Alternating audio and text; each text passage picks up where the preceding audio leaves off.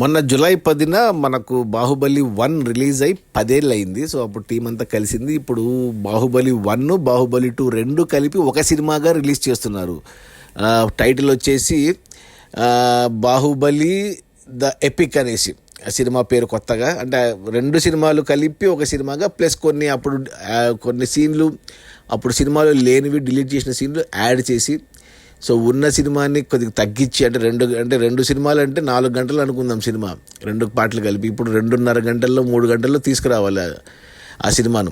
So ఏమేమి తీసేస్తారు, ఏమేమి కొత్తగా యాడ్ చేస్తారు అనేది చూడాలి. బుక్ మై షోలో ఏ సినిమా మీద జనాలు ఇంట్రెస్ట్గా ఉన్నారనే దానికి పెడతారనమాట. అలా పెట్టినప్పుడు చూస్తే ఈ సినిమాకి హయ్యెస్ట్ ఉంది. ఇంకా అక్టోబర్లో, అంటే ఇది జూలై, ఇంకా 4 నెలలు ఉంది. అయినా కానీ 60,000 మంది ఇంట్రెస్ట్ చూపించారు. అంటే 60,000 మంది రెడీగా ఉన్నారు ఇప్పుడు ఈ సినిమా వస్తే చూడడానికి, టికెట్లు బుక్ చేసుకోవడానికి. ఇది ఎగ్జాంపుల్గా చెప్పాలి అంటే ఇప్పుడు మనకు స్పిరిట్ ఉంది ప్రభాస్ది. ఆ ప్రభాస్ సినిమాకు ఎంతమంది ఉంది ఇప్పటికీ? 30,000 ఇంట్రెస్ట్లు మాత్రమే ఉన్నాయి ప్రభాస్ సినిమాకే. అలాగే మన మన రామ్ చరణ్ పెద్ది సినిమా ఉంది, ఆ సినిమాకి ఇంట్రెస్ట్లు బుక్ మై షోలో 55,000 మంది ఉన్నారు.